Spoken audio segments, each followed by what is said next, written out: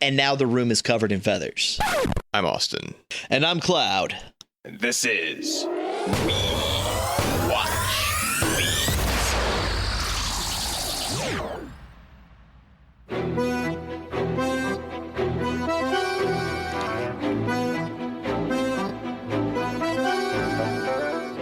This week's movie is 12 Monkeys. 12 Monkeys is a 1995 neo-noir mystery science fiction thriller film directed by Terry Gilliam, starring Bruce Willis, Madeline Stowe, Brad Pitt, and Christopher Plummer. How about a plot synopsis? Well, Bruce Willis's character is currently in the present, which is our future, and they send him back in time, they being these group of scientists, government leader people, to go back and find out where this virus that has wiped the surface clean of people so they can make a cure for it. How they're going to make a cure for it, I have no clue. So they send him back in time, but the first time they do it, they send him back too far where he gets put into an insane asylum, meets the psychiatrist that ends up being the recurring character, as well as the main, quote, villain, Brad Pitt. And then after a series of events, they find out who the 12 monkeys are, and his reoccurring dream from his childhood is him being shot. Yeah. Because the one flaw that I don't want to say he has mental issues, but he's another character who forgets the purpose of what he's doing for someone that he cares about. He's like, I don't want to do this anymore. I just want to be with you. And because of that, it either gets him killed, gets her killed, or the world ends up ending. Like no one ever thinks about, it's like, hey, I'm doing this job to save everybody, because if I don't do it, everyone dies. So there's like, he can't be with her if he doesn't do the job, and he doesn't want to do the job. So it's counterproductive. Yeah, well, they try to solve a little of it with the stuff can't change thing. Although there's questions about that, because they keep putting forward that this is the version of time travel we're using. Yeah. Things don't change. It's like set. If you travel back in time, you have a predestination paradox, because you had to travel back in time in order to do that. It's set. Nothing changes. Although a couple of things here or there seem to change. So I'm not sure if that's like 100% or not. Well, the way they have it set up is I don't think anything actually changes. It's just the perception that things change. It may be, but his dream changes because at one point he sees it as the guy running away as Brad Pitt and not the guy that it actually is. And I don't know if that's just his mind or if it's what actually happened. That was something I was thinking about, is because, he saw this as a child. So all of this is just something that's been stuck with him over these years. And of course, it's going to get warped because of time passing.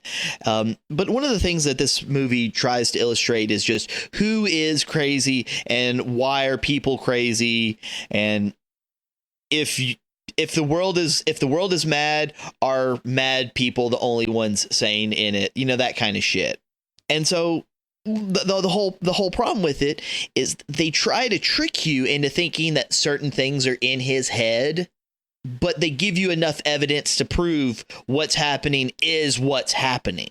Yeah. I mean, his whole crisis of what's real and what's not, it comes at a point where it's kind of interesting, I guess, because they sort of switch sides, him and her, because now she's convinced it's real and now he's convinced it's not and that he is actually crazy. But by that point, we have enough information from both sides to know that that's not true.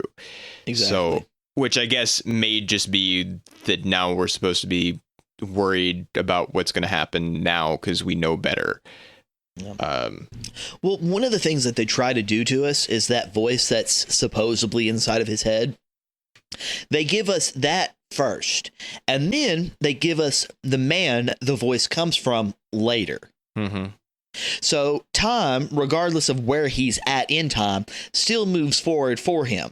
So he hears the voices before he even meets that man, and they try to use that as one of them things about him going crazy. Yeah, but is he, or is he real? Because he gives him real information, but I don't know if that's just his brain figuring stuff out or what, because how is that guy doing that if it's really happening? Like, how is he talking to him in all these different places and times when he can't? And why does it like move around in stereo and stuff? Because it does. Like the voice like moves around. Yeah.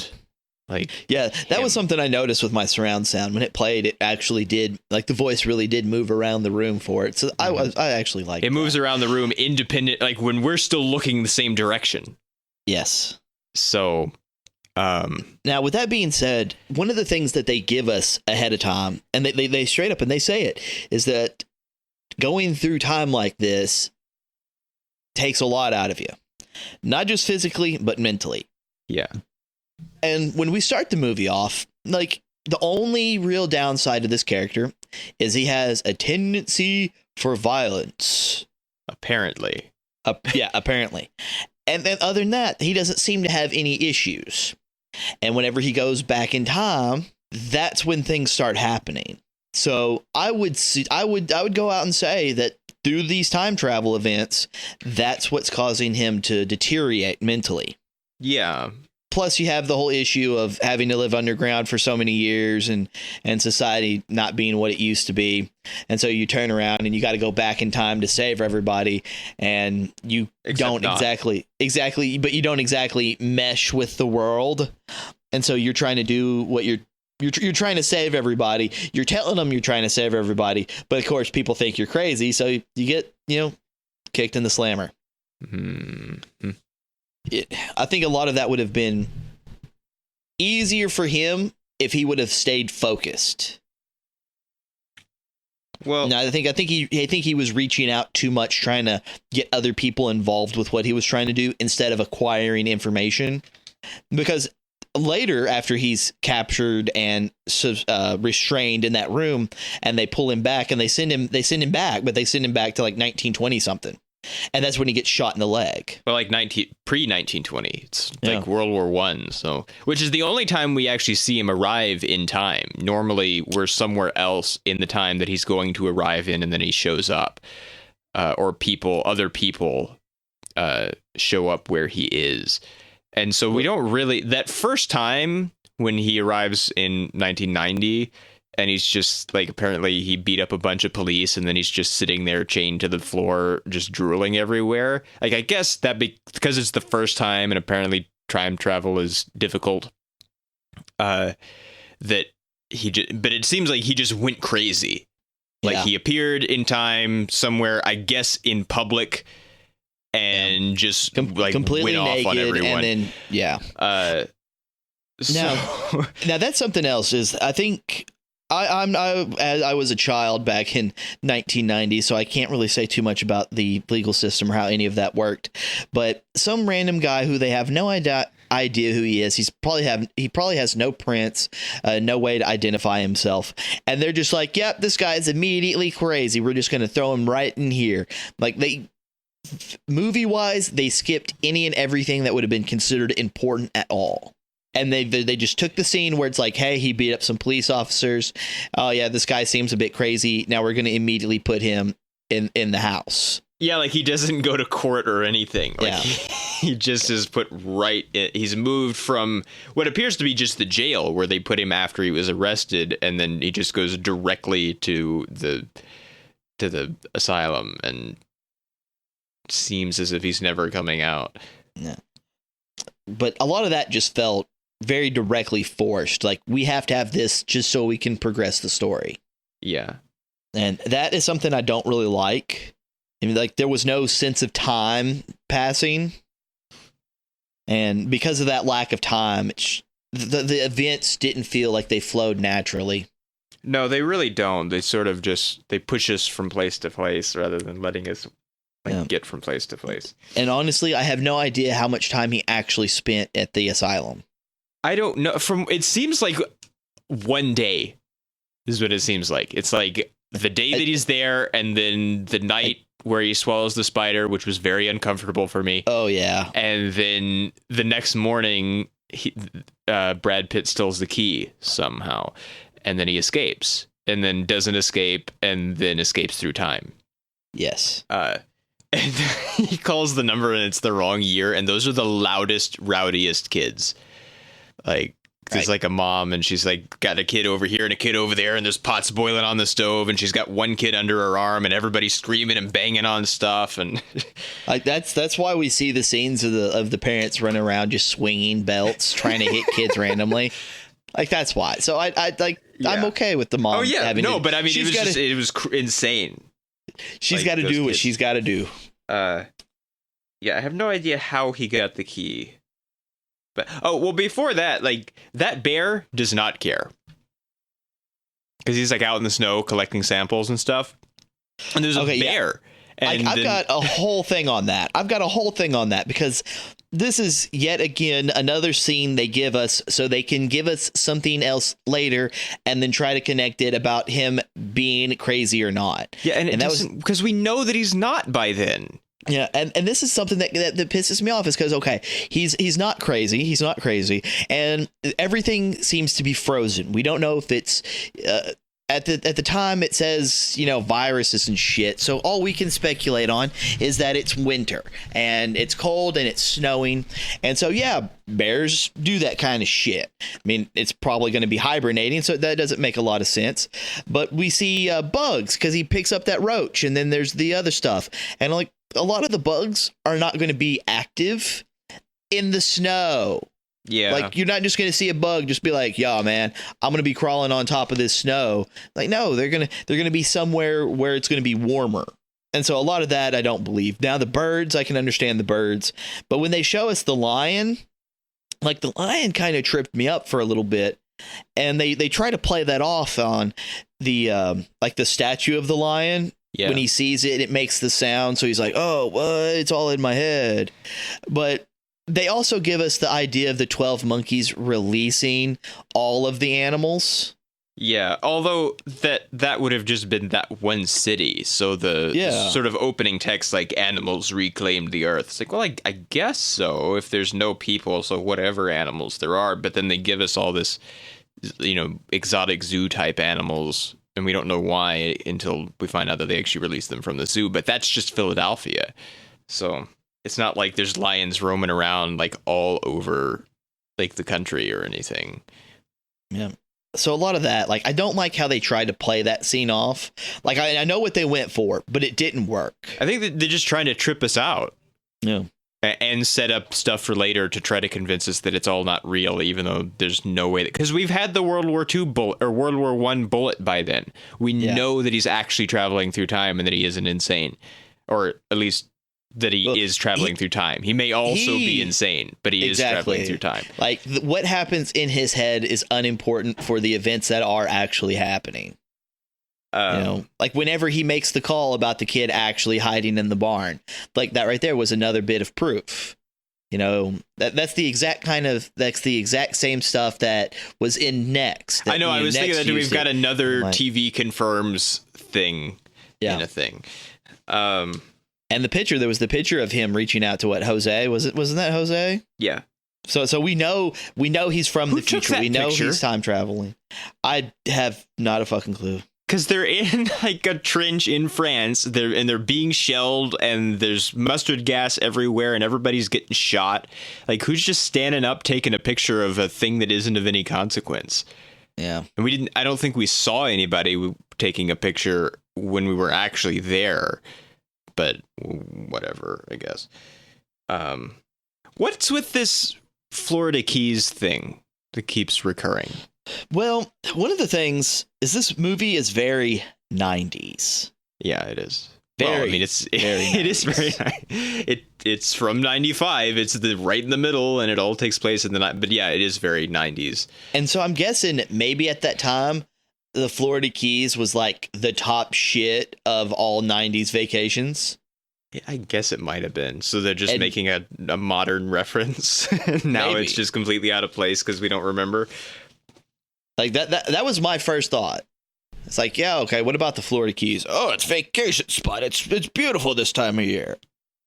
I know, but it comes back over and over and over. And it was weird that it recurred so much. We're going to the Florida Keys. At this point in time, I'm like, no, let's go to like the bayous or something. There's probably less shit going on over there. Yeah.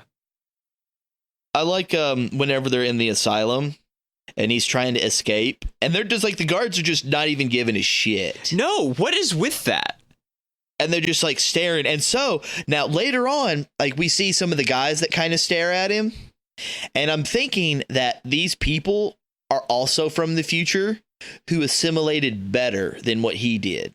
Like maybe they were given different tasks. And so that guy, because, you know, he wasn't holding a normal magazine. He was holding one of them like insider magazines that's got all the crazy stories of shit that no one believes in. Well, it was Weekly World News, and that was another like very 90s thing, because it was one of the Bat Kid issues. Yeah. So that was something I was thinking about, because we see another guy that like looks at him the exact same way, and when he's in the same airport magazine.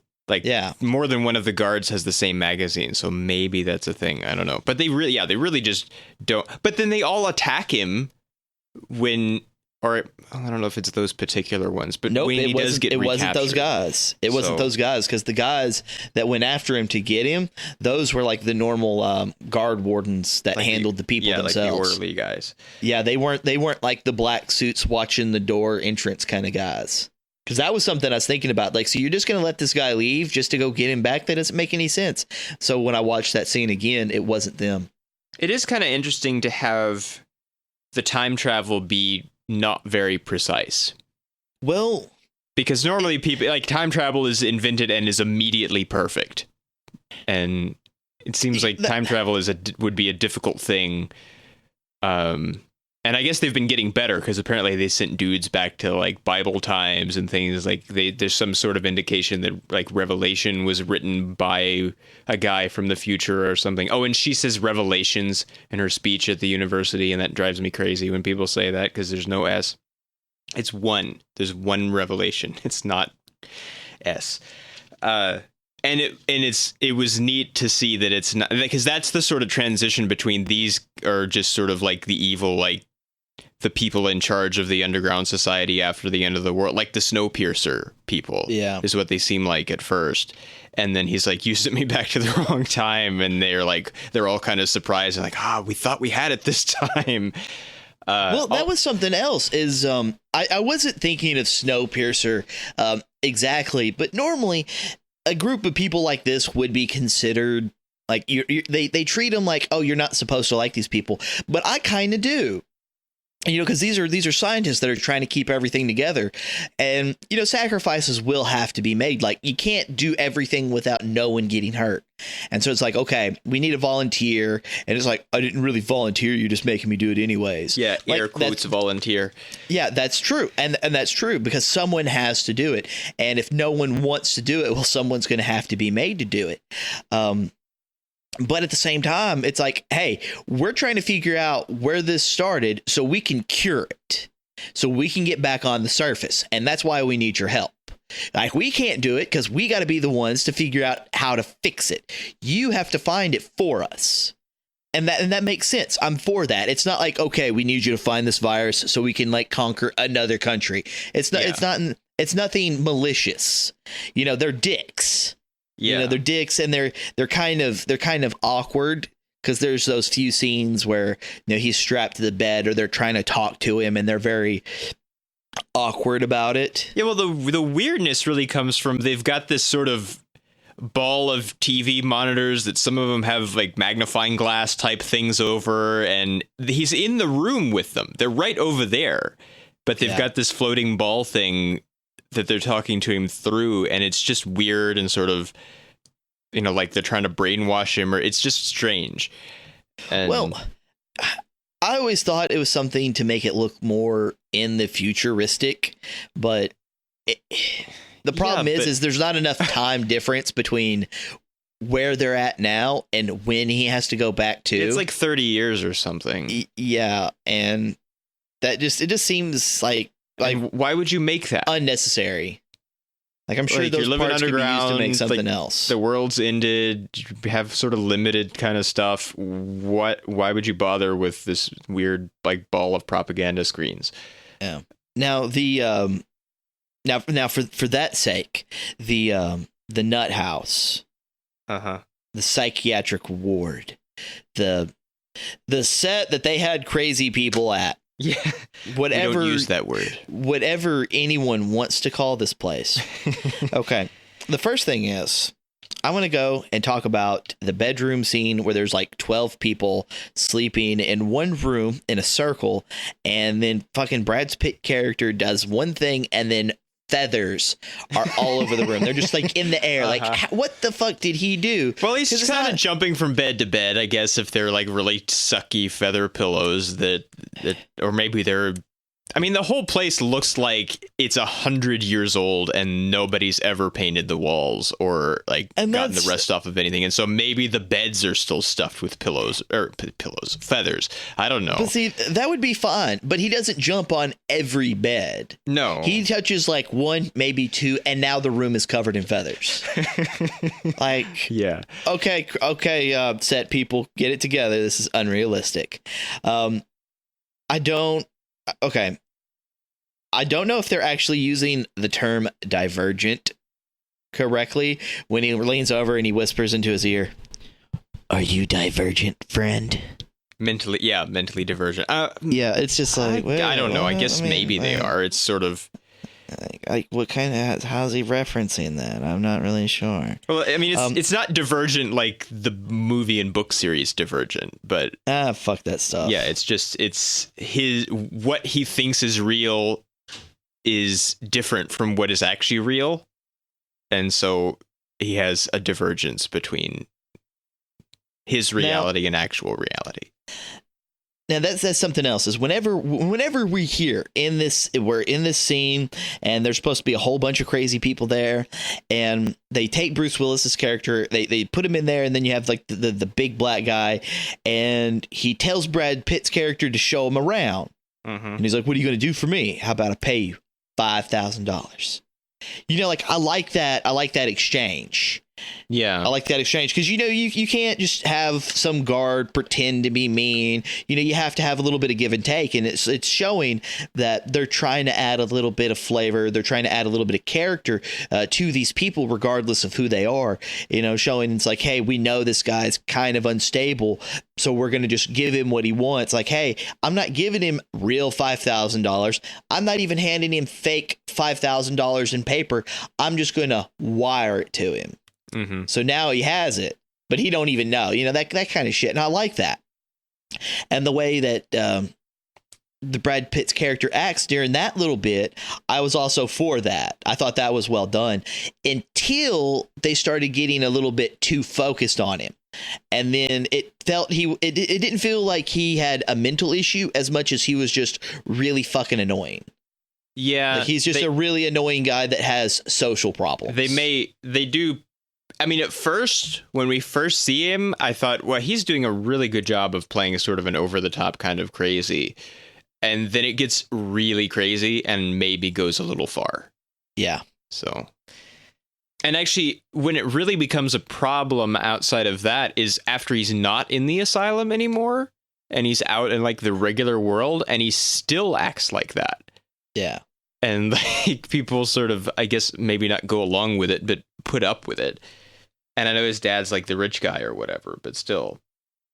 And that's something else is one of the issues that we receive is Brad Pitt's character is in the asylum. Yeah. And he says, well, my father's rich, and if he hears about this, blah, blah, blah, blah, blah. First, we have to understand, why is he there to begin with? Two, how does his dad not already know, since his dad is already really famous? Because normally famous people have famous kids. And when famous kids do shit, the parents catch the backlash. Yeah. And so, like, if he's in the asylum, how does the father not know his son is in the asylum to begin with? And then why would he get his son out? Because he still shows the same signs as he was when he was already in there. Yeah, it's not like he's better. Yeah, so it's not like the doctors were like, oh yeah, he's totally well now, we'll send him back out into the world. Like, no, someone would have had to have been paid off, and it doesn't make any sense because maybe the kids normally, but they don't give us anything like that. It's just like, oh yeah, it's been like 6 years and now he's out for some reason. Yeah. Maybe he faked it. Who knows? It's been 6 years and a lot of things can happen in 6 years. 100 snakes in the Senate. I want to know how they got 100 snakes in the Senate to begin with. I know, it's like that takes up some space. I guess they just had a couple of dudes just run in with a crate full of snakes and dump them out before anybody could stop them. But yeah, when I wrote the 100 snakes in the Senate note, I had some sort of vague notion of making there's already like however many people are in the Senate, snakes in the Senate, but there's already snakes in the Senate. Your extra 100 is doing us no good. Yeah. Okay, did she quit her job to write books, or did she just decide to write a book? I think she just wrote a book. I don't think. Okay. I don't know if she's still on staff at the asylum or if she ever really was, although she seemed to be because the dude was giving her a stern talking to. Yeah. Like he was the boss. She's like, you're getting defensive. It's like, well, because you're accusing me of things. Yeah. Yeah, that was a scene I didn't like because it's... No. I'm not saying it's a bad scene, but what they did is they gave us a character that we're supposed to like, and then they're having someone verbally attack her and then acting like they're not attacking her. And any person with rational thinking would be like, well, if someone was to accuse me, I want to defend myself. Yes. And that's what she tries to do and then gets shot down. So it's very obvious. Yeah. Now, when they were following that trail, that was something else that made me wonder was what they do. Now, I'm not sure. Of paint? Yeah, the trail of the 12 monkey symbols that they follow. Yeah. And they go on that adventure and almost get raped and killed and all that other shit. Yeah. Now, I've got something on that one, too. It leads them to the hippie store. Yeah. I'm just going to call it the hippie store. And they do have a car, like a bumper stick cannon on their car. So yeah. And so they have they sell Jeffrey out, or whatever his name was. And that's fine. I'm okay with that because that shows that they are not as really believing in him as he is in himself because he's batshit insane. Yeah. But when they go through this trail, whenever Bruce Willis's character meets up with Jeffrey again, and he's talking about, I'm here about some monkeys, 12 monkeys and all that other kind of business. Yeah. Well, we know that the monkey thing already exists before Bruce Willis says anything about it. Yes. Yeah, and whole he made him invent it. Like, he's lying because, or there's a scene that happened that they didn't show us. Yeah, like there might have been something in editing that happened, because what we received was Bruce Willis drawing the symbol for the I guess you'd call them the council, all those guys sitting at the table trying to evaluate him. Yeah, like he draws the symbol and then like tries to get them to look at it. Yeah, but he doesn't show it to Brad Pitt, so exactly. Like, so the idea of the symbol itself is not something that he gave to Jeffrey. Now, he may have said something about having to stop the 12 monkeys. Now, I don't remember him ever saying the army of the 12 monkeys until he goes back again to the 1996 version. Yeah. So when we're there at the asylum, I don't remember there being a scene about the monkeys themselves as much as, finding a cure for the virus. Now, the virus part, I can believe that being an idea given to him. Yeah, but then that's not even his idea. Exactly. They lead us down that path, but it's false, because then it's the assistant guy who is very nervous. Yes. In the only other scene we see him in, and I don't know if that's because he already had the plan and now he thinks somebody knows, or if that's just how he is, because he's very confident in the airport. But in the scene with the doctor, like the Brad Pitt's dad guy, he's really, really, like he's basically just dripping sweat, like he's really nervous. Yeah. Okay, so when we have that, it's like, okay, well, I took my name off of the list. It's like, that's not what we're planning to do. We're going to free all these animals, monkeys, blah, blah, blah. And so that makes some sense. It's like, okay, he calls back and he's like, hey, the 12 monkeys aren't the ones who did it. All they did was release the animals into the city. Yeah. Like, okay, well, that kind of helped narrow some stuff down. And, like all these areas, where the virus would travel, it makes sense that it'd be at an airport because that's where people go to get around. It's a little suspicious for him to buy every ticket at one time. It is. There's normally nothing to gain from it. But when the woman sees him, how does she know who he is? Like in that sense where it's like, oh, it's this guy because this is what we're doing. And I know it's him because they've spent all this time with the 12 monkey people. And then they just see some guy that, like, wasn't he the one at the book signing, like at the very beginning of the movie? Yes, he did come. Yeah. And she didn't even pay any attention to him. No. In with. I don't know. You know, see, she sees him in like the yellow shirt.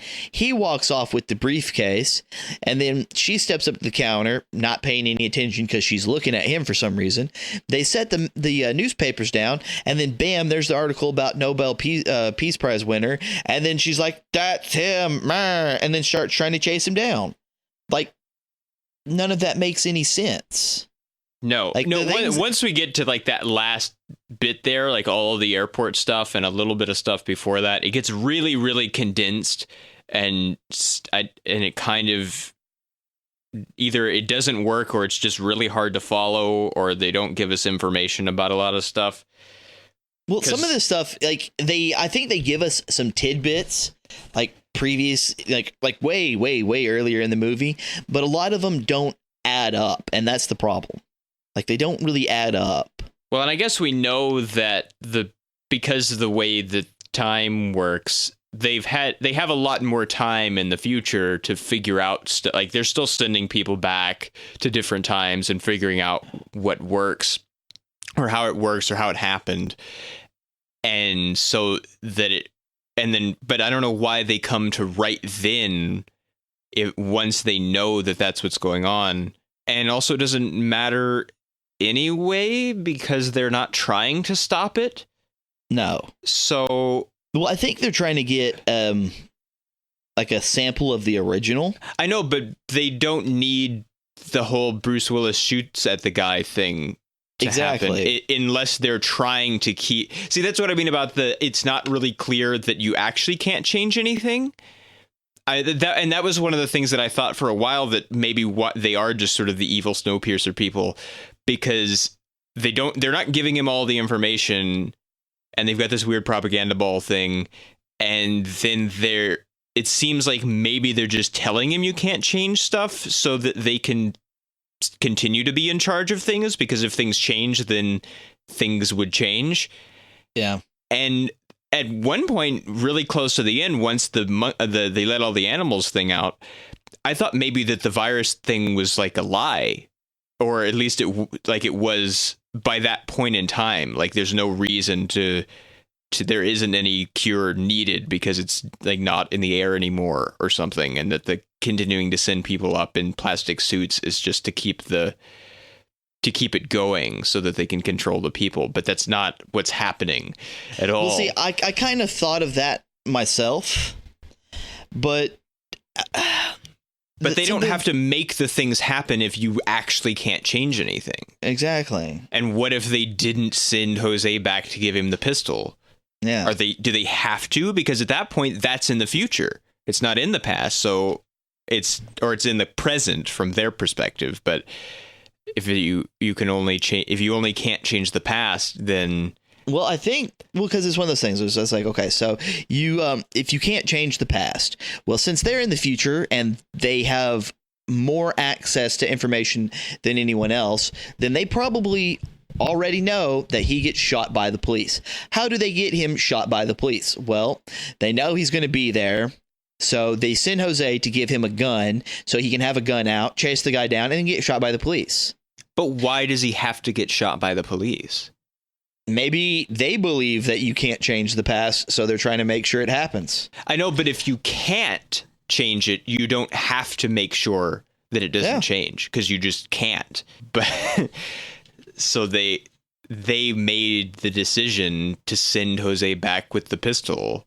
But what if they didn't? I kind of want to know how Jose got the pistol to begin with. I know, because he's in. I mean, I know this is pre 9/11, but still, you can't just walk in an airport with a gun. So no, not even the pistol in the airport, which is also kind of crazy. Oh, because you can't travel through time with things. Exactly. Like, where did he get it from? I don't know. Because it doesn't look like he could have just stolen it from a police officer or anything. Because it's not the right kind. I don't know. Maybe they sent somebody back earlier and then hid the pistol there in the airport for then Jose to get, I don't know. Well, whenever Jose was talking to him on the escalator, and then the other guy like stares at him, you know, like they Who try is to that use, guy? They try to. Well, Jose tries to use it as like, you know, there's more than just one of us, and you're supposed to do as you're told. And that's what he's there for, is to do as he's told. And so I guess they have like enforcers and other people that maybe they have an ability to communicate with. I don't know. But it does show us that it's like, hey, we're trying to emphasize that there's more than just one person that's been traveling through time this way. And so I can believe that maybe one of those guys had the pistol on him and knows Jose and walks up to Jose and like, these are your orders. This is what you need to do. Take this pistol and go give it to him. You know, and But it's like, what and then if walk he by, doesn't like, do what he's told? then he'll probably get killed. No, but that's what I mean. Then that means something different happened. But something different can't happen, they tell us. That's what I mean. I'm not sure whether it's true or whether it's not, or whether it can't possibly be because it's just a time travel story paradox and there's no way out. Doesn't matter. Because a lot of the stuff that could or possibly happen never does, because it's a movie, so we don't know and we can't speculate on it. Because it ends up she does leave the message and they get it in the future before he's been to the part in time where she leaves the message. Yeah. So that means at least enough stuff up till that point that he hasn't done yet has to happen in order for them to be in the circumstance for her to leave the message she already left. So whether things have to happen or not, most things do happen the way that they apparently were supposed to or did before. Well, something that I was thinking about, whenever they retrieve him from his first jump from 1990, and they have all these images and they have that audio recording, those are from 1996. So I'm thinking that where he hasn't been yet. Exactly. But I'm thinking what happened is, you know, they show us like the scenes where it's like, oh, well, we're getting closer, you know, where they're perfecting their time traveling abilities. Yeah. But in doing so, I think what they've done is they sent him back close enough that they thought they got it right. And then they had the information from that period of time that they present to him, but they fucked up. And it's like, oh, we sent you to the wrong time. That's why he doesn't know anything. So they've had the information for a while. Yeah, like they've already had the information. Chose what to share with him. Exactly. But that still means that it happened before he did it. Well, everything happened before he did it. I know, but then he did end up doing it later. Yeah. It was kind of she's picking up the tickets at the airport, and this is 1996. And the woman says, "Why, you don't see much cash anymore?" And it's like, oh, you think then you didn't see much cash anymore. Yeah. So, well, something else is like she paid with a lot of ones. Yeah. Well, because she stole the pimp's money. Yes, she did steal the pimp's money, but something that I think they could have added to make it seem a bit more reasonable. Normally, whenever someone has a lot of ones, you're either a stripper or a waitress. Yeah. And little comments like that are always welcomed to my ears, where it's just like, wow, this is a lot of ones. And then someone make a comment about, you know, getting all them just tips. To pacify the other person. Yeah. Yeah. So not suspicious. Exactly. Because, you know, because even where I work, someone hands me a wad of ones and I look at them like, what the fuck is this? Yeah. This is a lot of ones. Like, I might have to get some Germex for your nasty ass. You know, sometimes you just gotta, yeah, I'll go with that. Pacify. Yeah. And the detective was Elliot from SVU, except not bald. Nope. So.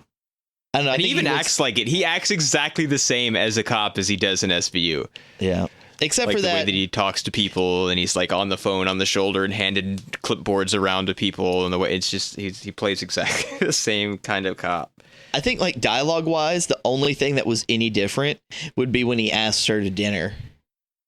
Like I could take you to dinner and you could like revise your story like that. Like that's the only thing that was any different. I know exactly what you mean. I'm like, it was like watching out. I mean, if Munch walked into the room, it would have just been, it's another part of the universe. It's like, damn it, we're not in Philadelphia anymore. No. Yeah. Well, I mean, Munch is in Baltimore, so I guess it wouldn't quite be the same anyway, but it's still not Philadelphia. Yeah. And this is pre-SVU also by like a couple of years. So I wonder if maybe somebody saw him as this and was like, hey, he made a cool detective. And that's how he ended up on SVU. I don't know. Okay, now I want to talk about the attack at the hotel. Oh, yeah. Well, the Oasis Motel is a dump. Yeah, it is complete garbage. And, whenever... I'm mama didn't raise no dummy, and so when the guy says it's like what $35 an hour, my first thought it's like, oh, it's a fucking stop, but that doesn't make any sense. So it would have to be a stop and fuck. And that's one of those things. It's like, so he picks up the phone. He's like, hey, does so and so got a new girl that does the fantasy play business? It's like, no. It's like, and so the pimp shows up and he's like, you're trying to step in on my game. Like, she's still wearing her clothes. He's still wearing his clothes. Like, they're obviously not fucking in the room. Yeah. Well, I guess maybe he thinks he caught him in time, or he was late. Maybe one or the other.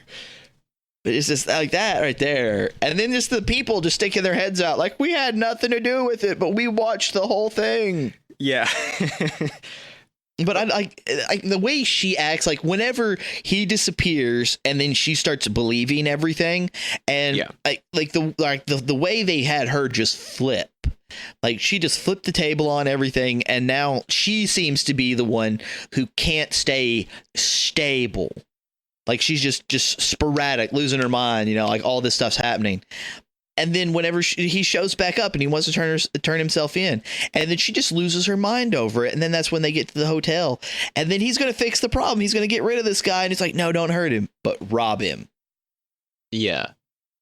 She says all this shit and then really she loud. says, you want me to rob him? And yeah, so They have a complete reversal. The doors open and everyone's yelling. Of course people are going to get involved. Yeah, everyone is yelling and screaming and being horrified. And I mean, at that point, all he's doing is dragging him into the bathroom. And people are really, really horrified by what's happening. Yeah. And then I want to know how he got his teeth out. Yeah, because you think they're misleading us because there's nobody else in the room. So he pushes him down in the bathtub, and then he's like, what are you going to do, man? And then he comes out, and all he's done is pull his teeth out, apparently with a knife. Yeah. And he didn't do anything to the guy. So it's kind of weird. Like, it didn't look like he tied him up or anything. He's just sitting in the bathtub. Yeah. And he's kind of like, when the cops show up, he's like yelling from the bathroom that not to hurt him. The police did arrive quickly, at least. They did. It's still too late. And I guess they did climb out the window or something, because they do disappear. I'm sure there was some time travel disappear that time. Like I'm sure there's some Vice-related cops hanging around in the area just to make a bust. Yeah, well, maybe. I mean, probably the Oasis Motel is pretty well known, so maybe they just don't bother. Yeah. Because they'd be busting everybody. Yeah. Because they walk in and they ask for a room, and the dude right away is like hourly time. And so it's not like there's any question what's going on. Of course. So the cops, I'm sure they're aware. They have 12 bolt cutters for the zoo job. Can we get like a baker's dozen bolt cutters? I don't know. Do they even have a dozen of them? Why do they need so many? I guess there's supposed to be 12 monkeys, but we never see 12 people. Nope. And also 12? Not an army. Nope. Not even close. That's not even a squad, I don't think. I think that is a squad. It might be a squad. I don't know. Yeah. I don't know the army. Yeah. When he gets the long hair and mustache and he wakes up in the theater in like the third movie that they happen to be showing, he looks like Nicolas Cage. He does. He looks like, I guess, pre-Nicolas Cage. Like maybe Nicolas Cage wanted to look like Bruce Willis. I don't know. Well, no, he looks like Raising Arizona Nicolas Cage is what he looks like. Only with more hair. Yeah, with a little more hair. I think that maybe that was like a year after this. Wasn't that like 96 or something? So yeah, so maybe he is pre-Nicolas Cage. So that was kind of weird. The mustache is ridiculous. He keeps like really off. It's like someone that has an earpiece in, like keeps touching their ear when they talk and making it obvious. Like he keeps touching the mustache, trying to keep it on. Yeah, and he's like being like they look so much like they're in disguise. Like they're really not good at being disguised.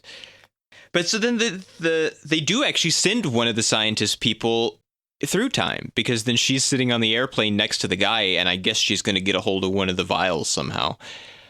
Well, that was something I was thinking about, is I wasn't sure if that was her from the present or from the future.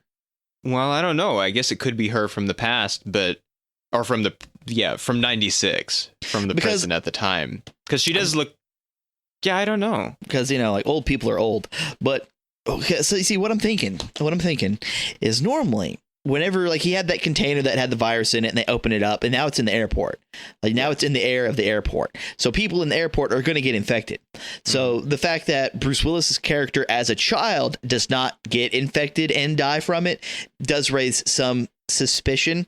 Well, but they have no cure. So, and people went underground after everybody died. So I guess it kills almost everybody, but not everybody. Yeah, like, well, I'm just saying it's like he's so close to the source. Yeah. It's one of those things like how was it that Bruce Willis as a kid never got infected? And, maybe he got sick. We don't know. A lot of things happen in 30 years. So that happens. But I think that's another reason why Jose was there. Where I think Jose's role was to get there, be infected, and then return, get quarantined, so they can just get the virus off of him directly before it mutates. Maybe. That was one of the things I was thinking about. I'm like, because, regardless of the whole, changing the past and not changing the past and the future and all this other kind of business, regardless of that, what would make the most sense is find out where the virus was first released and then send someone there to retrieve it. Well, if you can't retrieve it within a vial or a container secure, is to at least get infected with it, return that person and quarantine them, because these scientists probably don't care about any of these people to begin with. So now Jose could be killed off. It doesn't matter. We have the virus that we can treat everybody with now. Well, I don't know if it seems like it has to be pure in some way. Like it can't be in a person, because they would have people that are infected in the future present, because they keep saying we have to get it before it's mutated, and I don't know exactly what that means or when that's supposed to have happened, and I don't know if it's as soon as it's in a person it's not pure anymore, and that's why he keeps trying to collect bugs, because he seems to think when he doesn't know that he's not in 96 or that it hasn't been spread yet, that he can just, like, if he brings the spider back, then maybe it has the virus in it and they can get it that way. When if it was in the air, then he would also have it and he wouldn't need the spider. So I think it has to come from outside. But it has to, but if it's the scientist, if that's how they get it, if she's going to steal it from the doctor guy, then it has to be her from the future, because if it was her from the present, then she would have already done that and they would have it. So it has to be her from the future. It can't be original her. That's quite possible. But I don't know what is she going to do? She's just going to knock him out and take it? And then how is he going to have infected all of the cities that he's supposed to? Because isn't he not going to have enough then? Or I don't know. The whole you can't change stuff is the part that makes it problematic, I think, because otherwise you could just say, well, they failed to stop it, and then it's all solved. No, she might be able to retrieve one of the empty vials. Maybe, and there might be enough in it to get it. Although since they know that it comes from that lab, you think they could just send somebody to break into the lab. And if you can't travel into the past with things, how do you bring things back? I ain't got a clue. I mean, it's really unclear how they bring people back anyway, because when they send people, there's all this equipment and it's like a big deal and a big process and there's a machine and stuff, but then they just pluck people back somehow, which is kind of odd. I don't know how they do that, because normally when you have like a machine, you don't travel. Like Terminator time travel, you go into the past and that's just it. You can't come back because there's no machine on that end. So normally if you can move around, you take the machine with you. But they don't. They just sort of course, I guess that's not really fair, because like the Star Trek transporter, like you have to have the pad and stuff to go out, but then they bring you back from a distance without anything being there. So I guess it's fine. I don't think I really have anything. With the sort of that everybody through history that's been like proclaiming the doomsday kind of thing was people from the future is kind of an interesting idea, I guess. Yeah, I like that. I only have one issue with it, and it's not a major issue, but I was thinking about it. They were talking about the first one who showed up with a weird accent. Yeah. Like, how did they learn the language so quickly? Because, they weren't speaking English. No, and it's not like they meant to send him there, so they didn't teach him. Exactly. Before he left. One thing where they do cheat, because I don't think that they do, because you mentioned something before about whether what he said in the scene where he predicted the kid in the barn thing matched or not, and it does. But when he tells her that they don't need gas when she starts to pull over and she's just trying to escape, and she says, "You said you didn't know how to drive," and he says, "I said I was too young to drive. I didn't say I was stupid." And it's like, no, actually you said you didn't know how to drive. Yeah, that's what you said. So I don't like that, because that's a little bit of a cheat. I won't say there's a lot of problems with this movie. There's tiny things here and there, but a lot of it can easily be overlooked. The thing that kills me in movies is whenever the person who is supposed to be the most important, this is the one that's supposed to save the day. And I know I've mentioned this earlier, but when they fuck up because of external factors, there's like, like the woman, he wants to be with her. He suddenly loves her is really sudden and forced. Yeah. And I don't like that. It causes me not to like him, because I don't like stupid characters.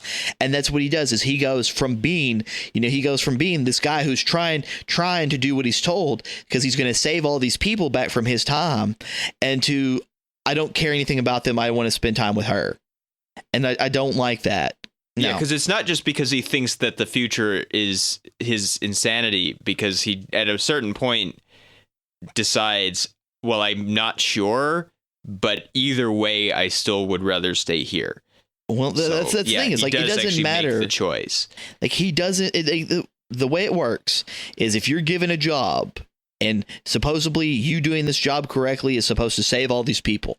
Well, regardless of how you feel, what you think, do it. Get it done. That way, no one can blame you for not saving everyone. Because that was the problem we had in Sunshine, where everybody just keeps not wanting to do their job, when it's like, the whole Earth, come on. And your job is not finished until they get what they need to do what they have to do. So until the purest form of that virus is in the scientist's hands, where they can do their job, you're not finished. Yeah. And so when he's like, I took my teeth out because I don't want him to find us, your job's not finished yet. Yeah. Well, they even go back to him and tell him that it's not finished. And because it's not, well, I mean, I guess they'll use somebody else, but they, and actually they should already know that that's what he's going to do, because it's already happened and you can't change it. But they seem, if they didn't take away that they're sort of the evil controlling, like, council people, it would be easier to accept, because it's like, well, yeah, sure, do your job, I guess, but they're just trying to control the people and they're actually lying to you. Then that makes it more okay, but they don't do that. They really are trying to save the people. So yeah, it's his sudden swing into, well, I don't care about the other people, when he has the whole rest of the time.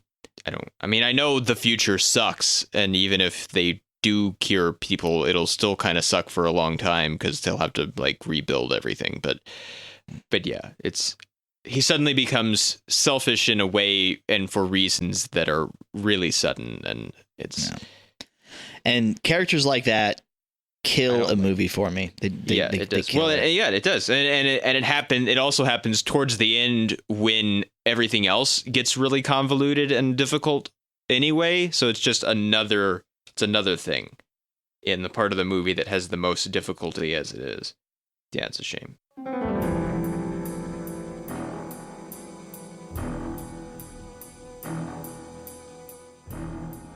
So how do we feel about stars? I'm going to give it 2 stars. Yeah, I was fine with it up until it started getting all convoluted and bullshitty. And then whenever he made that flip, I was just done with it. I mean, I would recommend this to other people because it's worth the watch just to see if they can handle it. Keep track of everything. I don't know. It's really kind of uncomfortable to watch in a lot of places. So yeah.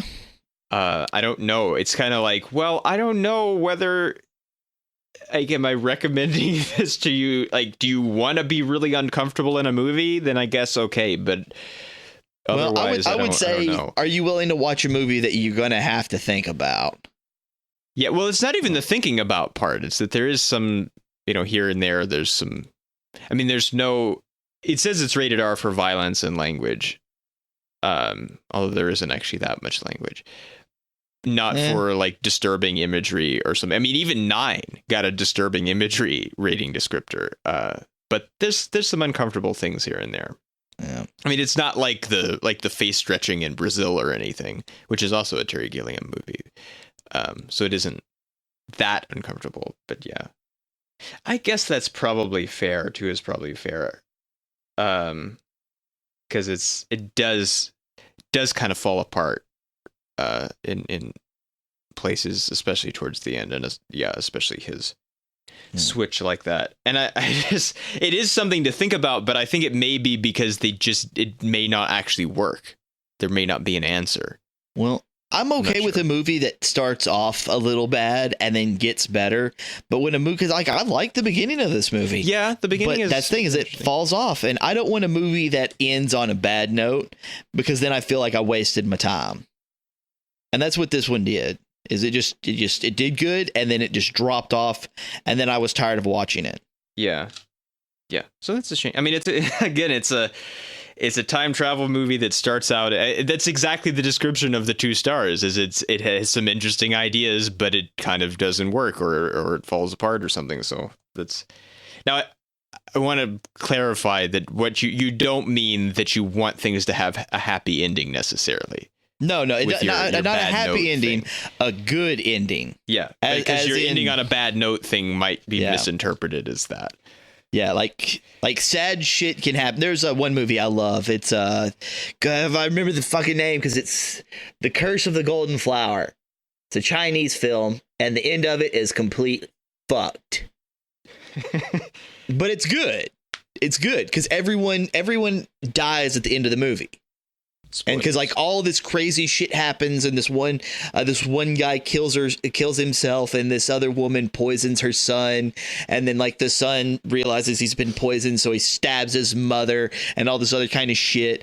And so like it ended good. The beginning of the movie was slow and dragged on, but as shit hit the fan, it picked up and it rolled into a ball of awesomeness. But bad things happened. Like, it was not a happy ending, but it ended good. Yeah. I just wanted to be let me be clear. So and let me be clear. Well, heck with you. You just wanted to be happy. Well, that's not what he meant. So just to get out ahead of things. Frolicking through flowers is not a happy ending. It's not.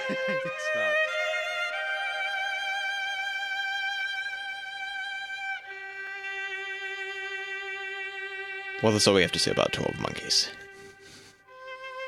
We'll see you next time. Later.